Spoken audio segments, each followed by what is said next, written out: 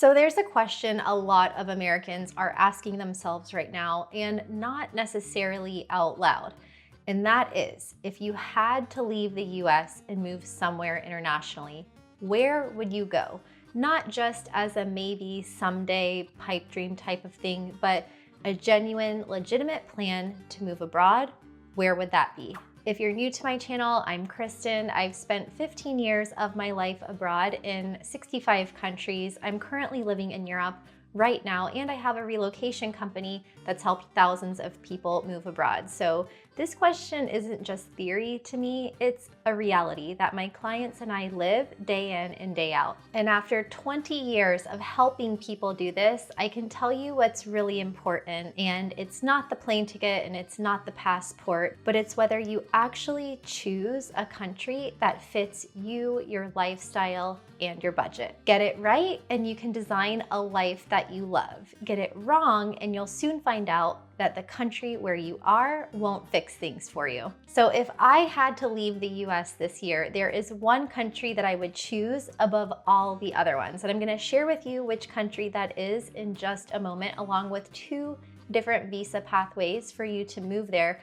But first, I wanna be completely honest that it's not the actual country that I'm living in right now or that I'm moving to. I'm currently in Scotland and I'm headed to Romania to get my EU passport. But long term, I mostly see myself living in the Netherlands. And while that is a really good option for me, it might not necessarily be the right option for you. So just because the country that I'm recommending in this video isn't the one that I'm moving to, it could be a good place for you. I'm choosing the Netherlands for very specific reasons that have to do with my career, my lifestyle, my budget, things that I like, things that I don't like. But the best country for one person is not necessarily the best place for someone else. And I help people move to all different countries.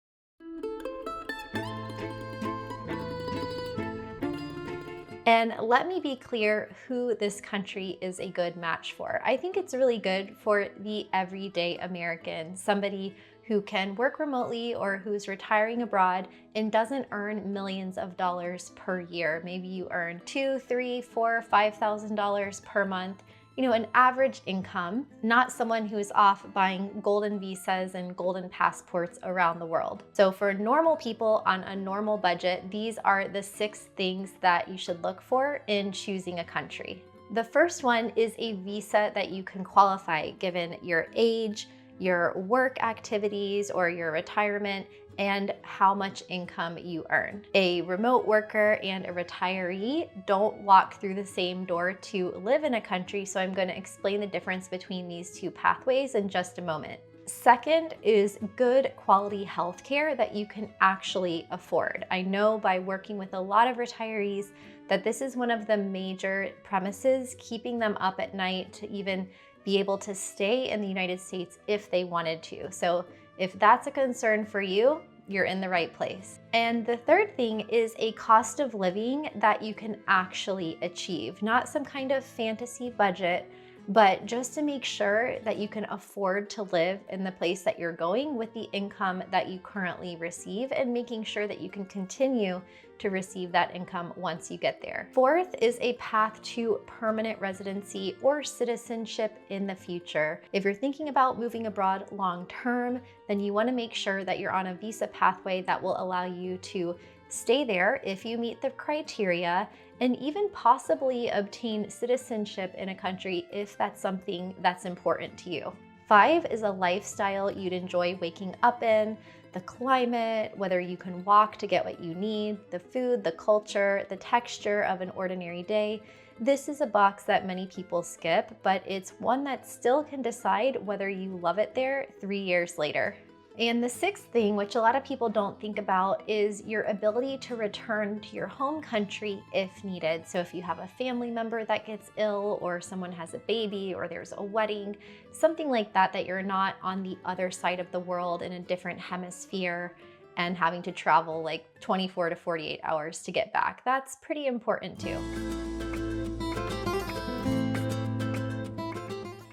So let me just say it, if I had to leave the US this year and point you towards one single place to start, it would be Spain. Now, I know Spain isn't some hidden gem that you're hearing about for the first time and I'm breaking the news on, but in this video, I'm gonna explain why it's the winner and on all of these different parameters and why things have changed from a few years ago. So why Spain and why now? Well, more Americans than ever are looking to leave the United States right now, and the numbers are the numbers, but Spain's own government shows where a lot of people are landing there. So Spain's National Statistics Institute counted just over 50,000 US citizens living in Spain in 2024. 50,623 to be exact, and that's the highest number they've ever recorded.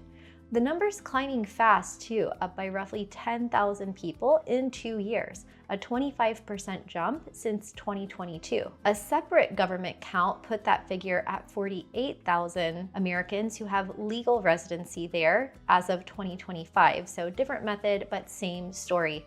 The number's climbing every year. Now, before you panic, I want to be honest about the size, because although 50,000 Americans sounds like a big number, it's still less than 1% of Spain's population. So no, Americans are not overrunning the country. You can still move there. I just wanted to put that number into context, but also let you know that that number is rising year after year. But this trend is having an impact in the property market too, because a report from Spain found that home purchases by Americans alongside Mexican buyers were up 255% compared to 2019. And what changed here was that Spain opened a new door to living there. So back in 2023, they launched a digital nomad visa, and that made it more realistic for working age people with remote jobs to live there legally, when before that door was really only open to retirees. So when you put that together with the number of Americans more interested in moving to Spain, and that is the result that we get. More people wanting to move there and also more visa pathways to get there. So let's check out that scorecard and see why Spain owns this top spot. And let's start with the visa pathways, because Spain is a country that offers a lot of different options, whether you're a retiree, a remote worker, freelancer, business owner, entrepreneur, or student. And that's not true of every country. Then we have Spain's climate, which is mostly sunny and mild, the kind of weather where you're outside most of the year. Healthcare is also a big one. Spain's healthcare is ranked among the best in the world, and you can get excellent coverage there for a fraction of what it costs in the United States. So that really affects your cost of living in a good way. Speaking of cost of living, this is what really lets your fixed income stretch further in Spain. Your rent, your groceries, your dinners out, your transportation, all at a fraction of the cost of a comparable American city, even with prices creeping up in hotspots like Barcelona and Madrid. Spain's location is also an asset. It makes it a major hub with multiple international airports, fast trains, and the rest of Europe a short flight away. So getting home to your family or off to Paris for the weekend is easy. Then there's the life itself, the food, the history, the culture, the outdoor markets, the neighbors who know you by name, the people. That's the part that never fits in a spreadsheet, and it's usually what makes somebody say, okay, yes, I could live here. So let's say Spain appeals to you. You might say, how can you go there? Well, for most of my clients, and it's pretty equal 50-50, we've got two main options, one for retirees and one for remote workers. The first is the non-lucrative visa. Think of it as a retiree or passive income visa. It's for people who have money coming in that they don't have to have a job to earn. So a pension, social security, rental income, dividends. The rough bar is around 30,000 euros a year for one person, plus another 8,000 for each dependent. And non-lucrative means exactly what it sounds. You aren't allowed to work while you're on this visa, whether that's in person or remotely for a company back home. The catch is the process. You have to apply through a Spanish consulate in the United States, Appointments can be hard to get, the whole process can take months, and they can hold on to your passport while they review everything. So it takes patience. The second one is the digital nomad visa, and this is the new visa pathway that came out in 2023, and this is specifically for people who work remotely, whether that's for yourself or for a company. There's a few different nuances there as far as getting approved for it, but it's become very popular with online professionals such as freelancers who are looking to work abroad from Spain. The financial bar here is around 2,800 euro of monthly income, and they'll also want a work contract that's been active for at least 3 months with a company that's been around for at least a year. The big advantage is that you can file this one from inside Spain as a tourist, and they often turn it around in about 20 working days. So it's faster and a lot less painful than the consulate route. One honest heads up is on the tax side because people often ask about it. Spain is known for having its Beckham tax law, but that doesn't typically apply to digital nomads that are on the digital nomad visa. It was more designed around David Beckham, who was an employee living in Spain. So make sure to talk to a tax advisor to find out if that would be applicable for you, because it does offer a flat tax break of 24%.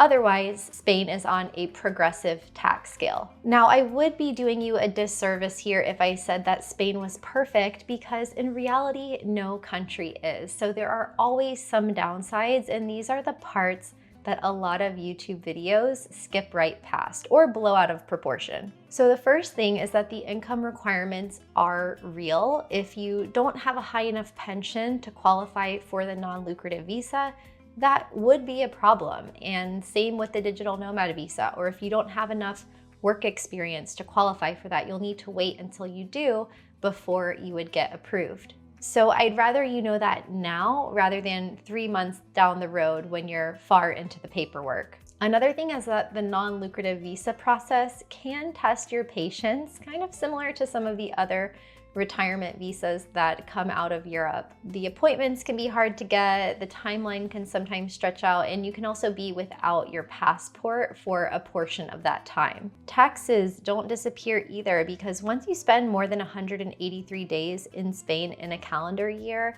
they will generally treat you as a tax resident.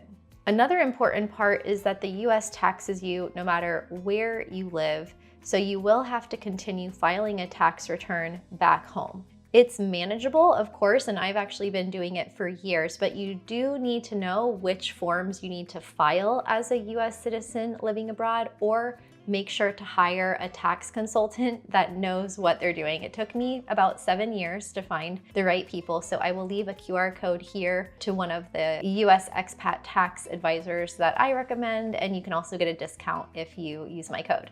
And then the paperwork is the paperwork. So apostilles, translations, documents you didn't know you needed. These are the things that we do day in and day out, and it's definitely a reward to be organized here. So none of this is a reason not to go to Spain. It's just the fine print, but it's important to know upfront.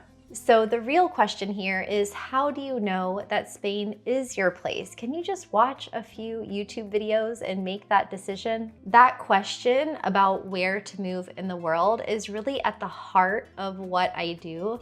My team and I specialize in helping you choose a destination, but you can get a big head start on that process with a few resources that I will share with you here today. So before you start researching every country in the entire world, or head over to ChatGPT or Claude, I'm gonna give you a link to a visualization that helps my clients out a lot in really visualizing where they want to go and then matching that with a country. In this exercise, you'll get quiet, close your eyes, and build one ordinary day in your new life in real detail. Where you wake up, what you see out the window, what you're doing, who you talk to, what you eat, what you feel. It sounds simple, but once you can picture your daily life, the right country gets a lot easier to recognize. I put it on my website and the link is right below this video, so make sure to check that out before you do anything else. And if you get through that process, or even if you walk away from this video and you think, yes, this is something that I really want to do, I really want to live abroad, whether it's Spain or anywhere else, that is exactly what I can help you with through my relocation program. And I've been helping people move abroad for the last 21 years. So it's not for everyone. We're not here to convince you to move abroad, but if it is something for you and you want human beings to help you with that process, then I'll also drop my link and QR code here for you.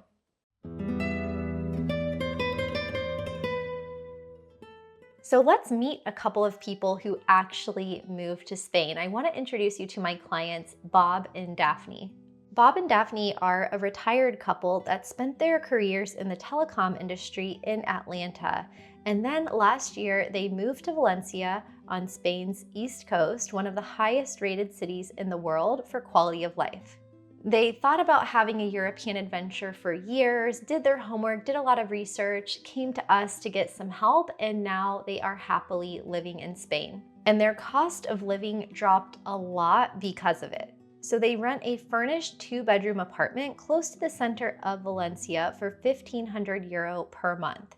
Their phones together come to 40 euro per month, 20 euro for internet, and when they go out for a nice dinner with a couple of glasses of wine and a dessert, they pay around 60 euro for the both of them. Bob will tell you that the same night out back home would have run them a couple $100s, but the great part about this is that they're doing it all on their Social Security income, even being able to save money in their retirement. So their goal was to live in Spain on their Social Security, and you know what? It's working. But these numbers are only half of it. The other side is their actual quality of life. And first of all, they don't own a car. So Bob walks 10 minutes from his home to his Spanish classes every day, and he passes a dozen little markets on the way. He's got the produce lady who helps him with his Spanish, the fish counter where they help him pick out dinner. They wanted a mild climate near the beach. They wanted to take Spanish classes. They wanted good health care. They wanted a walkable life with the rest of Europe at their doorstep. Bob even has a brother over in Germany, an easy flight away, and that's the exact profile that Spain fits, and it's why Spain won for them over everywhere else they looked. And there's one thing that Bob shared with me when I was visiting over in Valencia that really stuck with me, and he was talking about the healthcare, how you can be just one injury or one illness away from losing everything back in the US, but in Spain, you have affordable private health insurance that can be 100 or 200 euro per month, and you also have the option to access the public healthcare system there. They don't necessarily realize how scary it is to not know what's going to happen, particularly with, medicine. You're one injury, one disease, one, event away from just losing all your money, only in one country. But he also talked about how the pace of life, like the slower pace of life in Spain, has been really good for his health and good for his heart. You have the fresher food, the produce, and also the walkability that's huge, especially for Americans like us. We're used to having cars and driving everywhere. And overall, he feels like his health has gotten a lot better. And when his friends back home ask him, when is he coming back? He doesn't think that he is. So this is something, really long-term for them.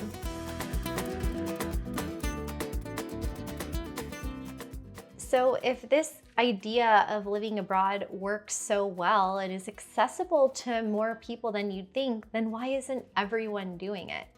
And in my experience, it doesn't come down to the visa or even the money.